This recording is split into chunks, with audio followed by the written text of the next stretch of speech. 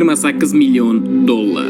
Kim uchundir bu 1100 YK5 mashinasi degani yoki 8 ta Bugatti Chiron. Yana kim uchun esa bu Miamidagi okean bo'yidagi 2 qavatli hashamatli villa.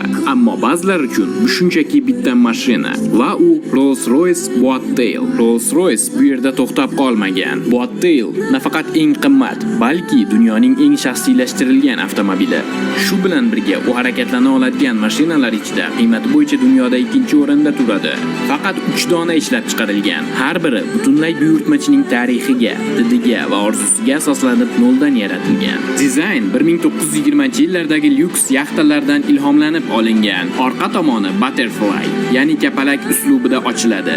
Ichidan servisli piknik jihozlari, soyabon va salqin ichimliklar uchun maxsus konteynerlar chiqadi.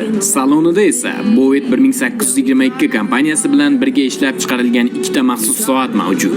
Ular istasa bilakka taqiladi, istasa panel ichiga o'rnatiladi. Bu esa butun dunyoda yagona yechim. Boattailning yuragi 675 litrli va 12 twin turbo motor bo'lib, 563 ta ot kuchi bilan jim, silliq va hashamatli harakatlanadi. Bu mashina tezlik uchun emas, bu elegantlik, boylik va did timsoli. Uning tanasi qop-qora yoki oq rang emas, balki dengiz qobig'idan ilhomlangan bronza namlik rangida.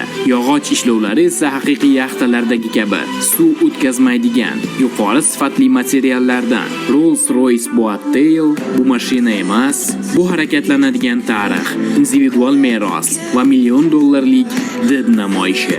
28